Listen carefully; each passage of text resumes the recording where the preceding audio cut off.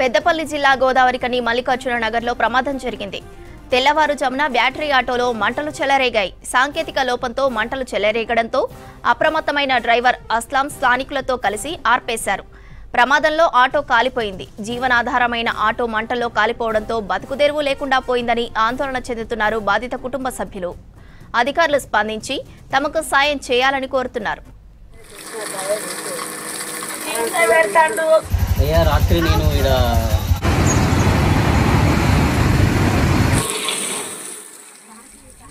పెద్దపల్లి జిల్లా గోదావరికని మల్లికార్జున నగర్లో ప్రమాదం జరిగింది. తెల్లవారుజామున బ్యాటరీ ఆటోలో మంటలు చెలరేగాయి. సాంకేతిక లోపంతో మంటలు చెలరేగడంతో అప్రమత్తమైన డ్రైవర్ అస్లాం స్థానికులతో కలిసి ఆర్పేశారు.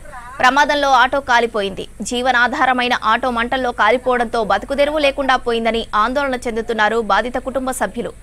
అధికారులు స్పందించి తమకు సాయం చేయాలని కోరుతున్నారు. షార్ట్ సర్క్యూట్ అయ్యి వైరింగ్ తోటి మొత్తం కాలిపోయింది. ఆ సెన్సార్ల వేడి వల్ల వైరింగ్ బాగా మంటలు వేసి బండి ఖరాబ్ అయిపోయింది. నాకు ఎవరి మీద అనుమానం ఏం లేదు. ఇది బ్యాటరీ వైరింగ్ షార్ట్ సర్క్యూట్ అయింది, కానీ ఎవరి మీద అనుమానం నాకు ఏం లేదు. ఎవరైనా దాతలు సాయం చెప్తే దయచేసి ఎవరన్నా, నేను గరీబ్ ఆటో డ్రైవర్ని, కట్టుకుంటే కానీ పొట్టేళ్ళని ఎవరైనా సాయం చేయగలరని అనుకుంటున్నాను.